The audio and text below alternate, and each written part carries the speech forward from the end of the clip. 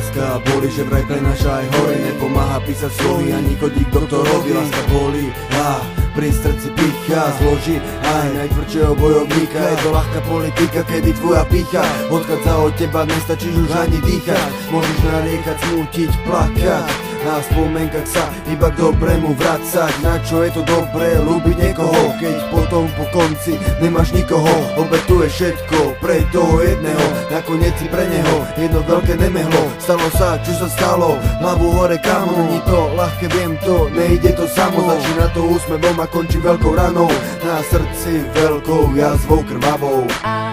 Neviem to, prečo láska strašne bolí. Neviem to.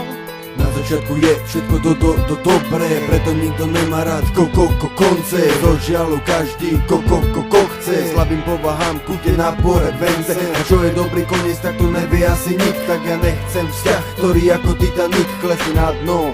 Ja otvorím okno a pošlem ti láska a posleme s Bohom. Vieš, láska, bolí to stále.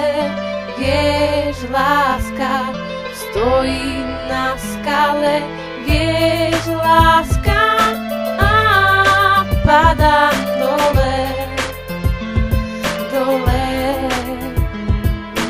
Veľa mladých kvôli nej si život zobere, iní si snažia dať aspoň trochu nádeje. Zažil to už každý, mi nepoveď, že ne. Nehovor, že si nikdy nemal srdce zlomené. Všetko, čo sme zažili, bolo vážne pekné. Ostaneme kamoši, tak to je perfektné. Tento výrok počul asi každý jeden z vás. Keď to bolo pekné, prečo je koniec zas? Všetko bolo super, keď ste sa vyhýbali nude. Neprišiel žiadny super, všetko dobre bude. Milión zažitkov a krásnych chvíľ. Teraz ľutuješ, že ťa amor trafil. Prečo láska tak strašne bolí?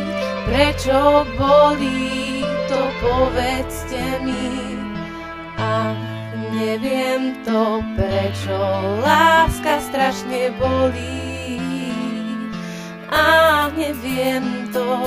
Stávaš sa otrokom, máš zlomené srdce. Na svet hľadíš okom, ktoré je plačúce. Zlou tisíce, ale nebež ich povedať. Na svete už není nikto, koho môžeš tak milovať. Je to blbosť, neklam sám seba. Na okolí je určite ďalšia osoba, ktorá po tebe tuží ako žaba po kaluži. No tak hlavu hore, všetky ženy, všetci muži.